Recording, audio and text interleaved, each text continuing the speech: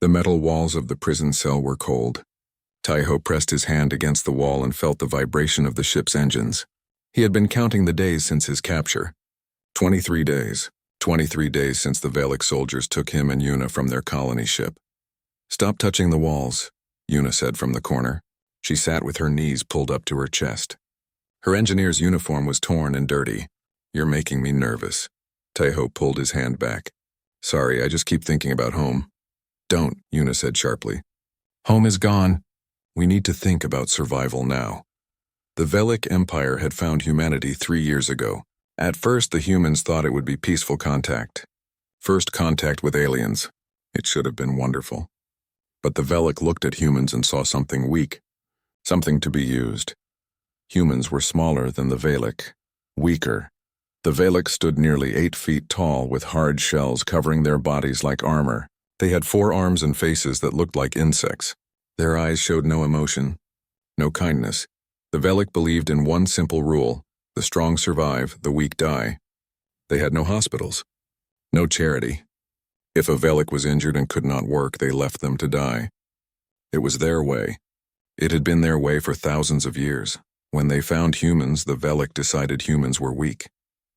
Humans cared for their sick. Humans helped each other. To the Valak, this was foolish. So they made humans into slaves. Taiho was a medic. He had worked on a small colony ship, taking care of sick children and injured workers. Yuna was an engineer who kept the ship's systems running. Neither of them were soldiers. They had tried to run when the Valak attacked. But running didn't help. Now they were prisoners on a ship called the Crimson Talon. The ship was taking them to a labor colony on a distant planet. Taiho had heard stories about those colonies. Humans worked in mines until they died. No one came back. "Do you think anyone will rescue us?" Taiho asked quietly. Yuna laughed, but it was a sad sound. "The human resistance is scattered. Most of our ships are destroyed." "No one is coming, Taiho." Before Taiho could answer, the entire ship shook violently. He fell against the wall. Yuna grabbed onto the metal bars of their cell. "What was that?" Taiho shouted. The lights flickered. An alarm started screaming through the corridors. Red emergency lights came on, making everything look like blood. Another impact. Stronger this time. Taiho heard metal tearing somewhere in the ship. The sound was terrible, like a giant monster screaming. "Asteroid field," Yuna said, her eyes wide. "We must have hit an asteroid field." The ship shook again and again. Taiho could hear the Valak guards shouting in their language. It sounded like clicking and hissing. He heard them running past the cell. Then everything went quiet. The silence was worse than the noise. Taiho and Yuna looked at each other. They waited. After a few minutes, they heard something. A voice, speaking in the Valak language. But this voice sounded wrong. It sounded weak. In pain. "Help," the voice said in broken human language. "Help me." Taiho moved to the bars of the cell. He tried to see down the corridor. There was smoke everywhere. Sparks fell from broken ceiling panels. "Commander Velos." Taiho recognized the voice. It was the ship's commander. The same Valak who had stood and watched when they brought Taiho and Yuna onto the ship. The same one who said humans were useful animals, nothing more. "I am trapped," Velos said. His voice was getting weaker. "My legs cannot move." Taiho could see now. About 20 feet away, part of the ceiling had collapsed. Metal beams had fallen. Commander Velos was pinned underneath, his lower body crushed beneath the heavy metal. 2 other Valak guards walked past the wreckage. They looked at their commander. Then they kept walking. "Wait," Velos called out. "Help me." One of the guards stopped. He looked back at Velos. "You are injured. You cannot work. You are weak now. This is the way." The guard walked away. The other guard followed without even looking. Taiho couldn't believe what he was seeing. "They're leaving him to die." "Of course they are," Yuna said. "That's what the Valak do. The injured are abandoned. You know this." Taiho watched as Velos tried to pull himself free. The commander's 4 arms pushed against the metal beam, but it was too heavy. Green blood was pooling beneath him. Valak blood was green, not red like human blood. "He's going to die," Taiho whispered. "Yes," Yuna agreed. "And after we reach the colony, we'll die too, slowly, in a mine. So maybe this is justice." Taiho looked at the commander. Then he looked at Yuna. Then back at the commander. "I'm a medic," Taiho said. "No," Yuna said immediately. She knew that tone in his voice. No, Taiho, don't even think about it. He's dying. He's our captor. He called us animals. He's dying, Taiho repeated.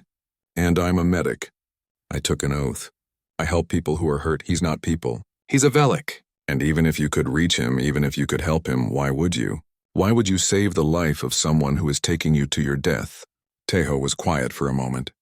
He watched Velos struggle.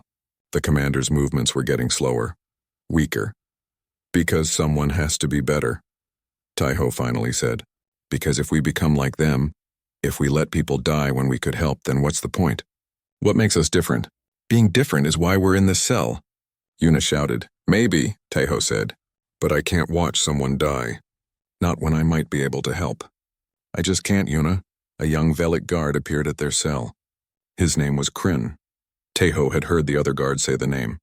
Kryn was younger than the others, newer. Your commander is dying, Taiho said to Kryn. He spoke slowly, clearly. I am a medic, a healer. I can help him, but you need to let me out of this cell. Kryn's large eyes stared at Taiho. The Velic's antennae twitched with confusion. Why would you help? Kryn asked. He is your enemy. Because it's the right thing to do, Taiho said simply. Kryn stood there, not moving. In the distance, they could hear Velos's breathing getting slower, getting weaker. Time was running out. Please, Taiho said.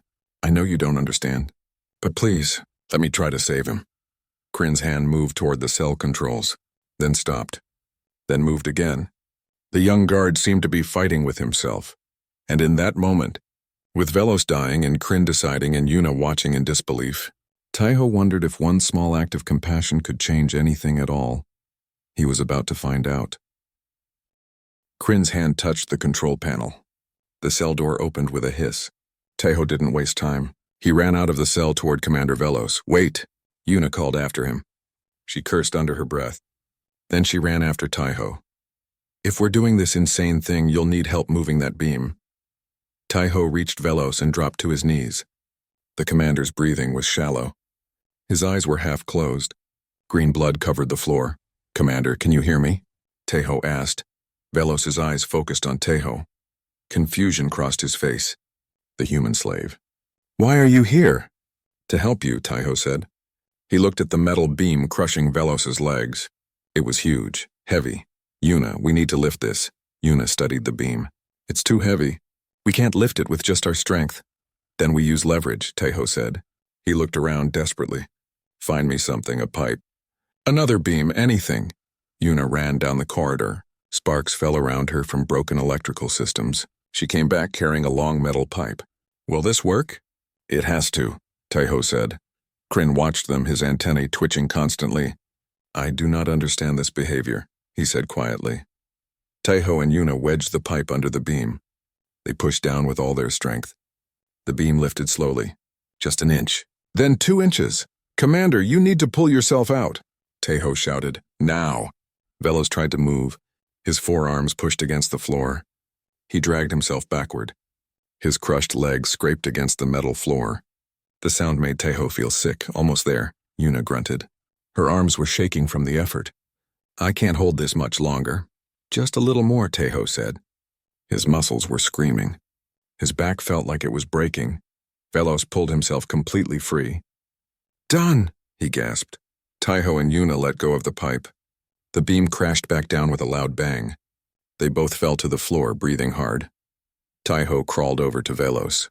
He looked at the commander's legs. They were badly crushed. Bones were broken. But Velic were different from humans. Their bones were harder. Their bodies could survive injuries that would kill a human. I need medical supplies, Taiho said. Where is the medical bay? Deck 3, Velos said. His voice was tight with pain. Section 7. That's 2 decks up, Yuna said. Through all the damaged sections. Then we better hurry, Taiho said. He looked at Kryn. Can you help us? Can you carry him? Kryn looked at Velos, then at the humans. This goes against all teaching, all tradition. I know, Taiho said. But traditions can be wrong. Please. Kryn made a clicking sound. Then he moved forward. His strong arms lifted Velos easily.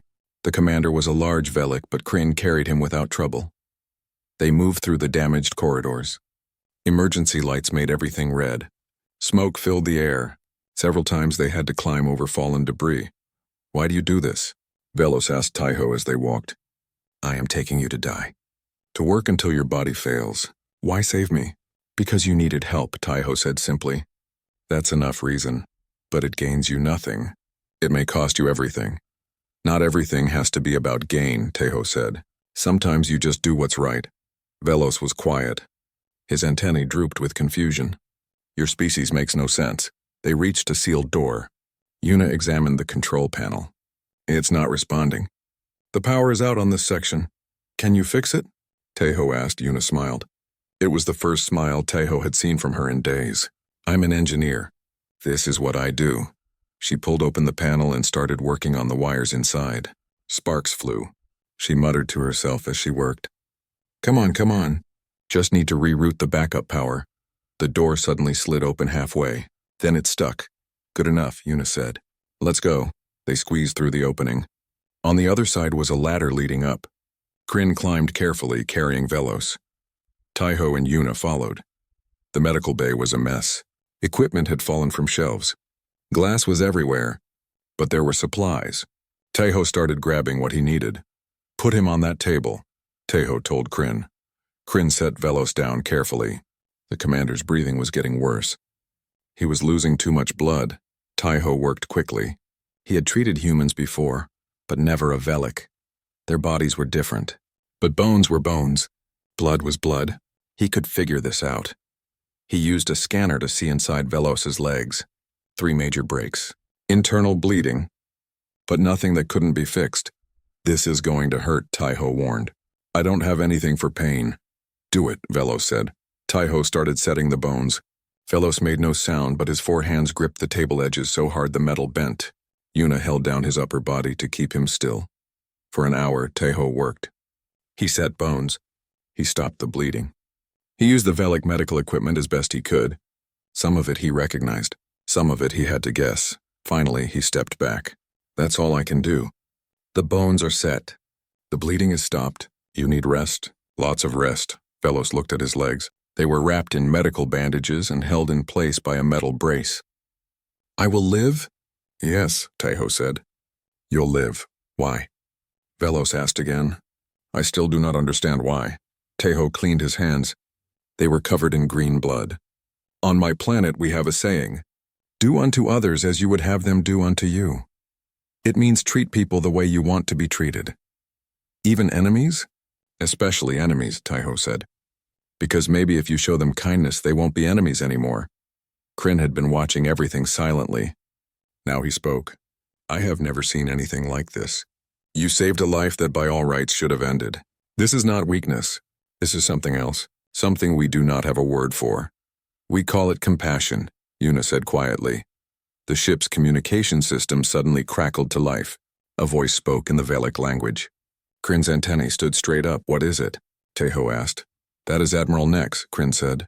"The fleet commander. He is demanding a status report from Commander Velos." Velos tried to sit up. Taiho pushed him back down. "You're not moving." "Not yet. I must respond," Velos said. "If I do not, the Admiral will think the ship is lost. He will send no rescue." "Then we'll help you respond," Taiho said. "But first I need to know something. When you recover, what happens to us? Do we still go to the labor colony?" Velos looked at Taiho, then at Yuna, then at Kryn. His eyes showed something Taiho had never seen in a Velic before. Doubt, confusion, maybe even gratitude. "I do not know." Velos said honestly, "I do not know anymore." The communication system crackled again. The Admiral's voice was angry now. "We need to answer," Kryn said nervously. Velos reached for the communication device. His hand shook. Taiho helped him hold it. "This is Commander Velos," he said into the device. "The ship has been damaged, but we are operational. We will continue to our destination." "Casualties?" the Admiral asked. Velos looked at Taiho, at the human who had saved his life.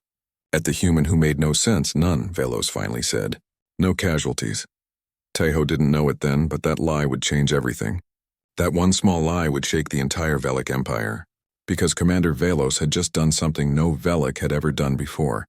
He had valued life over tradition, and in the cold darkness of space, on a damaged ship full of questions, That single choice was the first crack in a wall that had stood for thousands of years.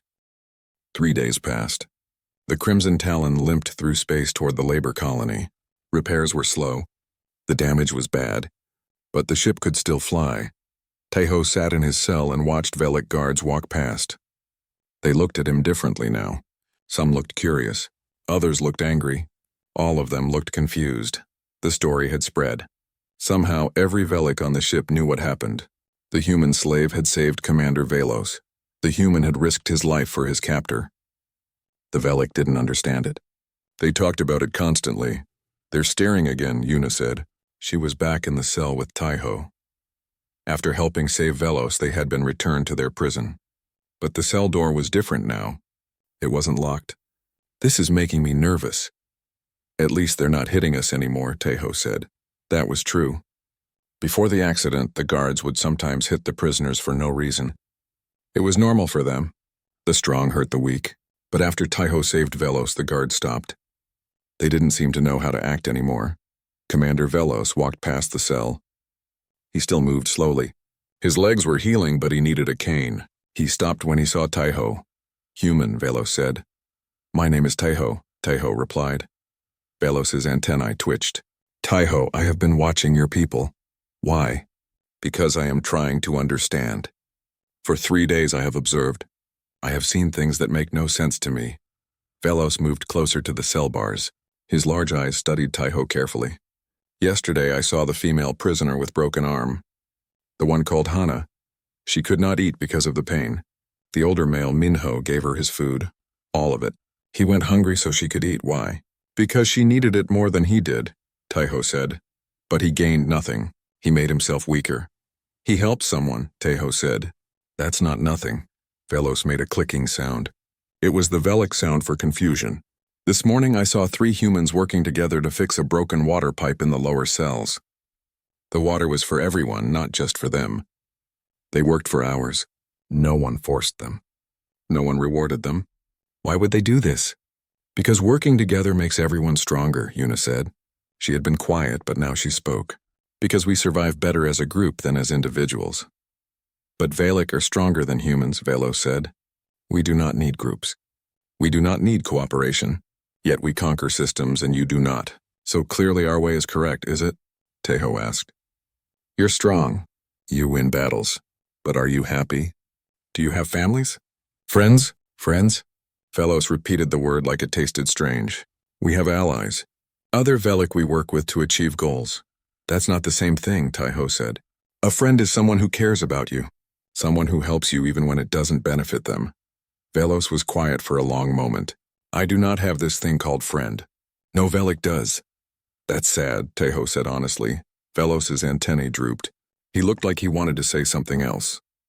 But then Admiral Nex's voice came over the communication system. "All hands report. We have received new orders from the Empire." Velos straightened. "I must go." He started to walk away, then stopped. "Tahoe, when you saved my life, you called it the right thing to do. I have been thinking about this. About what is right. For the first time in my life, I am not sure I know the answer." He walked away, leaving Tahoe and Una alone. "He's changing," Una whispered. "You see that, right? You're changing him." "Maybe," Tahoe said. "But changing one Velic won't change the Empire." In the command center, Velos stood before a screen. Admiral Nex's face appeared. The Admiral was old for a Velic. His shell was darker. His antennae were scarred from many battles.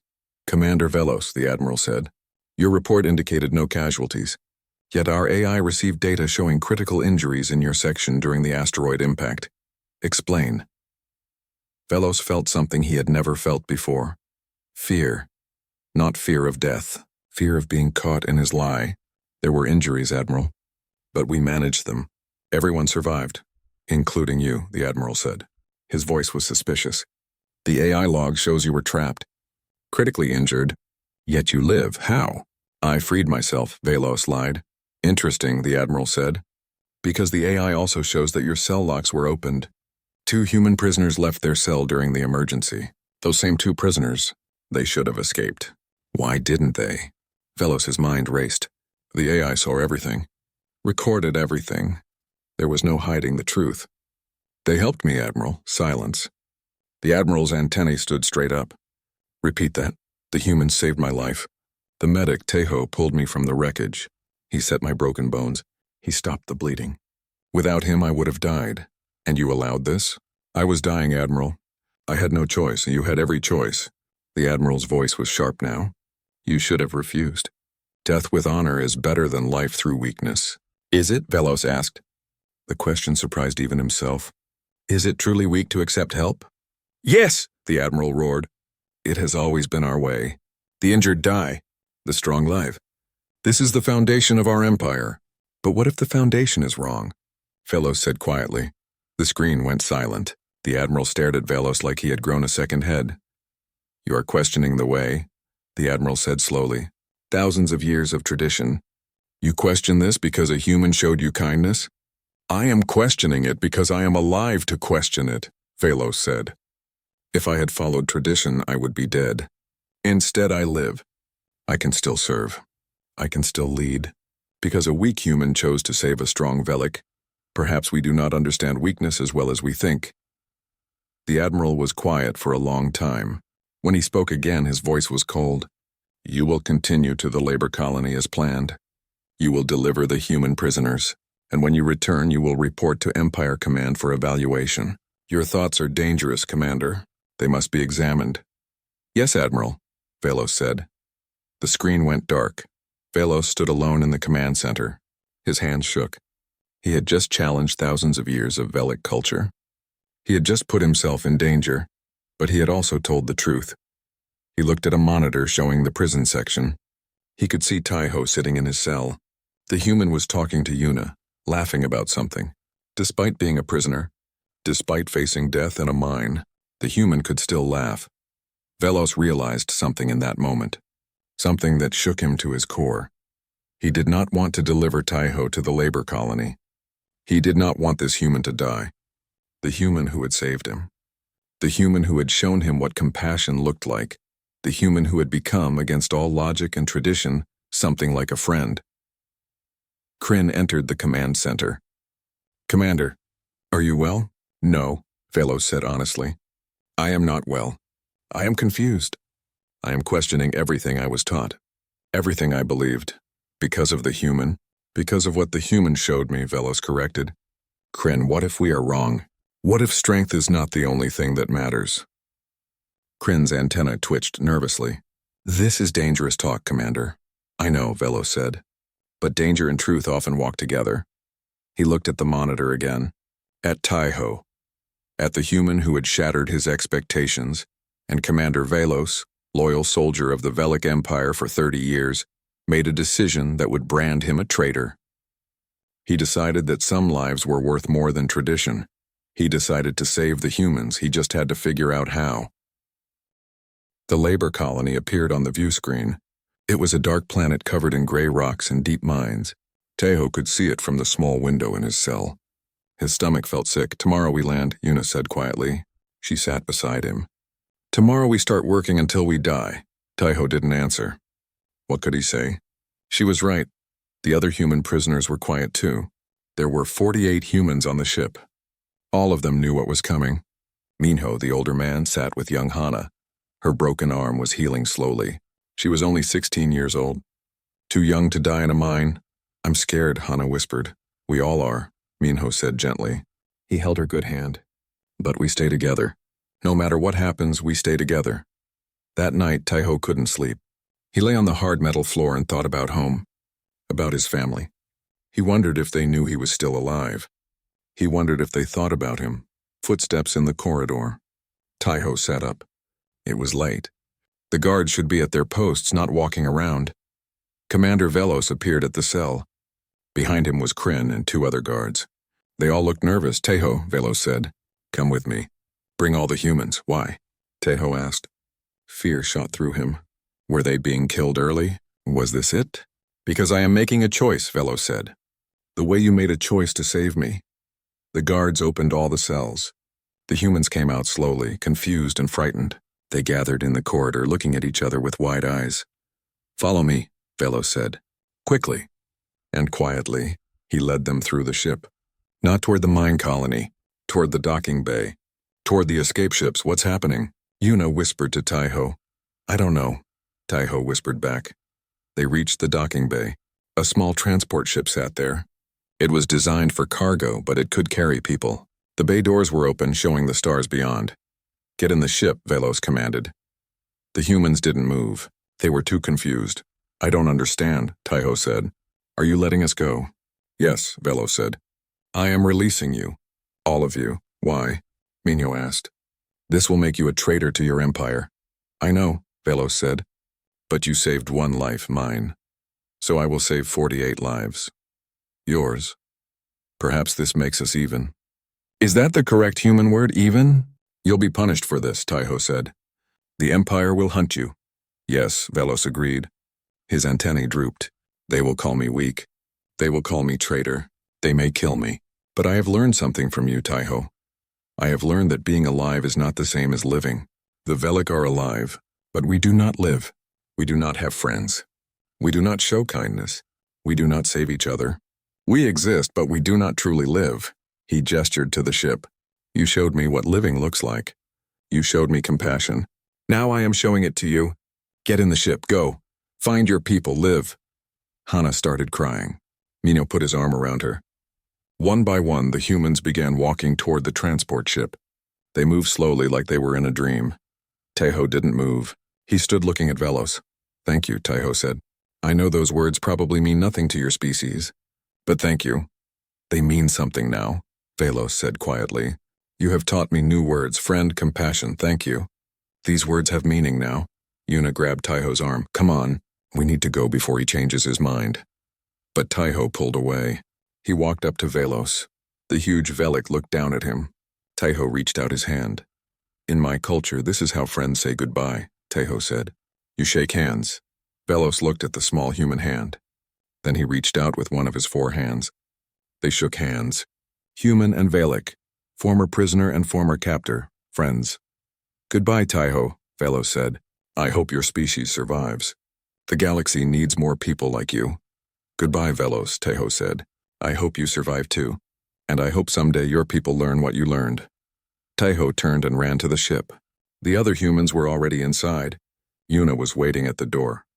Let's go home, she said. The transport ship lifted off. Taiho watched through the window as the docking bay got smaller. He saw Velos standing there, watching them leave. Kryn stood beside the commander. Both Velic raised their hands in farewell. Then the ship turned and flew away into the stars. Inside the Crimson Talon, alarms started screaming. Other guards ran into the docking bay. Commander! The prisoners have escaped! One guard shouted. I know, Velos said calmly. I released them. The guard stared at him in shock. You what? I released them, Velos repeated. The humans are free, but why? The guard stammered. This is treason. Perhaps, Velos said. Or perhaps it is the first right thing the Velic Empire has done in a very long time. Within an hour, the news spread across the Velic communication network. Commander Velos had committed treason. He had released human prisoners. He had valued life over duty. The Empire was shocked, confused, angry. How could a loyal commander do such a thing? But some Velic heard the story and felt something strange. Something they had no word for. They felt curious. They felt interested. What could make a strong Velic risk everything to save weak humans? The story spread to other ships, other stations, other worlds. And everywhere it went, it made Velic question their traditions. Admiral Nex contacted Velos personally. You are under arrest. Return to Empire Command immediately. Yes, Admiral, Velos said. He knew this was coming. I will come willingly. You have destroyed your career. Your life, for what? For animals? For friends, Velos said. I did it for friends. The transport ship carrying the humans flew for 2 days. They were afraid every moment that Velic warships would find them, that they would be captured again. But no ships came. On the 3rd day, they picked up a signal, a human signal. This is the resistance ship Morning Star, a voice said. Identify yourself. This is a transport carrying escaped prisoners, Yuna answered. She was flying the ship. 48 humans. We're asking for sanctuary. How did you escape? The voice asked. Yuna looked at Taiho. He moved to the communication device. A Velik helped us, Taiho said. A commander named Velos, he let us go. He saved us. Silence on the other end. Then the voice came back full of disbelief. A Velik helped you? That's impossible. It happened, Taiho said, and he's going to be punished for it. They're going to put him on trial, maybe execute him. Then he's a fool, the voice said. No, Taiho said firmly. He's a hero. He risked everything to do the right thing, and we need to help him, just like he helped us. Help him? Help a Velik? You're insane. Maybe, Taiho said. But someone showed me that compassion can change things. That kindness matters, and I'm not going to abandon the person who saved my life. That's not what humans do, Yuna smiled. Minho nodded. Hana wiped tears from her eyes. So, Taiho said into the communication device, are you going to help us save him? Or are we going to let the Velik Empire kill the first one of them who ever showed mercy? The resistance ship was quiet. Then the voice came back. Come aboard, it said. Let's hear your story, and then we'll decide if we're all crazy enough to try saving a Velik. The transport ship docked with the Morning Star, and Taiho walked off carrying hope. Hope that compassion could spread. That change was possible. That one small act of kindness could shatter an entire empire. The resistance ship Morning Star was crowded with people. Humans from different colonies. Different ships. All of them fighting against the Velik Empire. All of them listening to Taiho's story. A Velik saved you, a man said. His name was Jiho. He was a resistance leader. His face was scarred from battles. I fought the Velik for 5 years. I've seen them kill prisoners, torture captives, destroy entire colonies. And you're telling me one of them showed mercy? Yes, Taiho said firmly. Commander Velos risked everything to save us. And now he's on trial. They're going to execute him. Good, another resistance fighter said. One less Velik. No. Hana stood up. Her voice was shaking but strong. He saved me. He saved all of us. We can't just let him die. We're at war, Jiho said. We can't waste resources saving a Velik. It's not a waste, Taiho argued. Don't you see? Velos changed.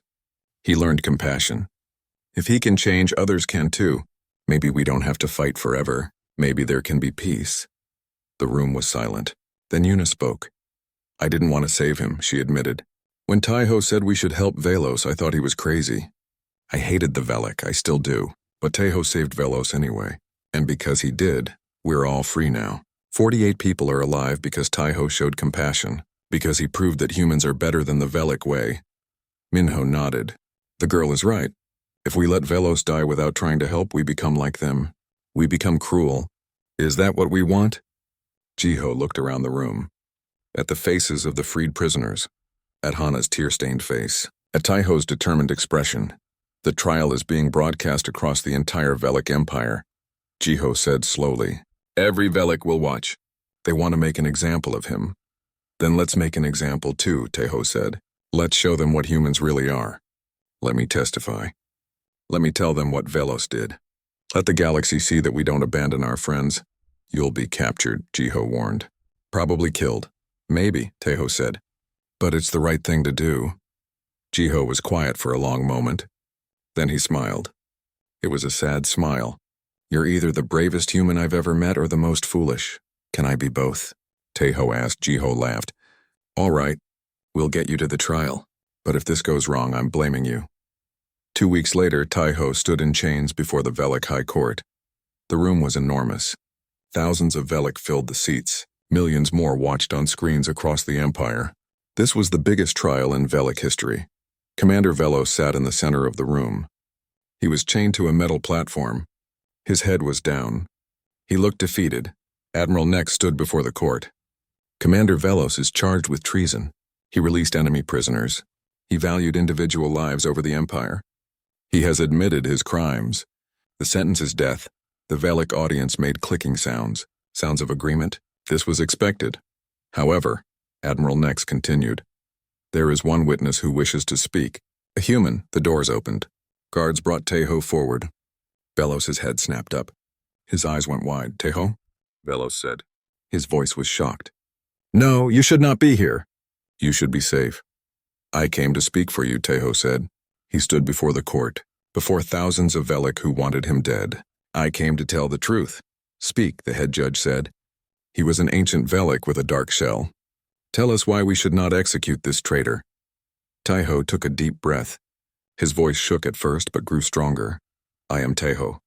I am human. I'm what you call weak. Commander Velos was taking me to die in your mines. He was my enemy. But when he was injured, when he was dying, I saved him anyway. Do you know why?" The court was silent.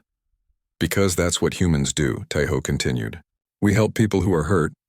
We save lives, even lives of our enemies. Not because it benefits us, not because we gain something, but because it's right, because someone must choose kindness in a cruel galaxy." "That is weakness," Admiral Nex said. "Is it?" Taiho asked. Commander Velos thought so too.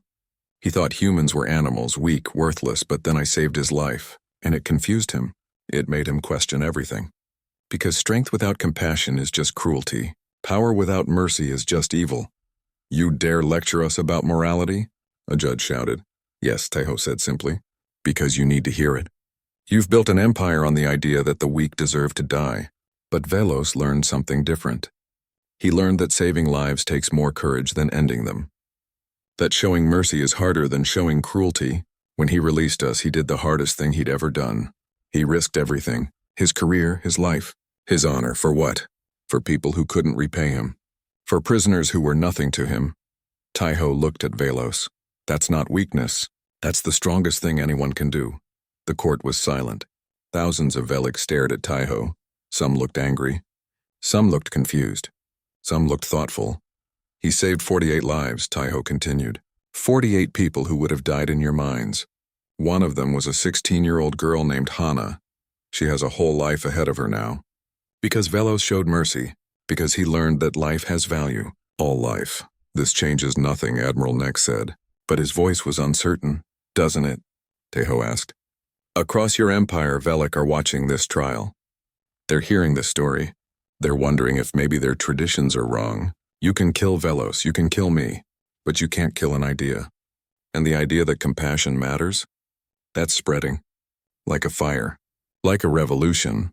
The head judge leaned forward. "What would you have us do, human? Release a traitor? I would have you show the same mercy he showed me," Taiho said. "I would have you prove that the Velic can change, can grow, can become something better than conquerors and killers. Show the galaxy that you can learn." For a long moment, no one spoke. The tension in the room was thick enough to cut. Then something unexpected happened. A young Velic in the audience stood up. "I want to hear more about this compassion," the Velic said. Another stood. "I too wish to understand." More stood. One by one, not all, but enough. The head judge looked around. He saw the division in his people. He saw change coming whether he wanted it or not. "Commander Velos," the judge said slowly, "your actions violated every law, every tradition, every belief we hold. The sentence should be death." Velos closed his eyes, waiting. "But," the judge continued, "mercy must begin somewhere. You are hereby exiled from the Empire. You will live, but you will never return. This is our judgment," the court erupted. Some Velic were angry. Others were shocked. But some made sounds of approval. Velos opened his eyes. He looked at the judge, then at Taiho. Tears ran down his face. Taiho didn't know Velic could cry. Guards removed the chains. Velos stood, weak, confused, alive. Taiho smiled. "Welcome to exile." "I have nowhere to go," Velos said. "Sure you do," Taiho said. "You have friends now. We'll figure it out together." 1 month later, Taiho and Velos met on a neutral space station. Human and Velic diplomats were beginning talks. Peace talks. It would take years, maybe decades, but it was starting. "Your compassion shattered my expectations," Velos said. They stood looking out at the stars. "It shattered my entire civilization." "Good," Taiho said. "Maybe the galaxy needed shattering." "What happens now?" Velos asked. "Now we show others what we learned," Taiho said. "We teach them that strength and kindness can exist together. That the strongest weapon isn't the one that destroys. It's the one that heals." Velos looked at his friend, at the small human who had changed everything. "I am glad you saved my life," Velos said. "Me too," Taiho said. "Me too." And in the vast darkness of space, 2 friends from different worlds stood together. Proof that compassion could bridge any divide, that kindness could shatter even the strongest walls. that showing mercy to anyone, even an enemy, might just change the galaxy forever.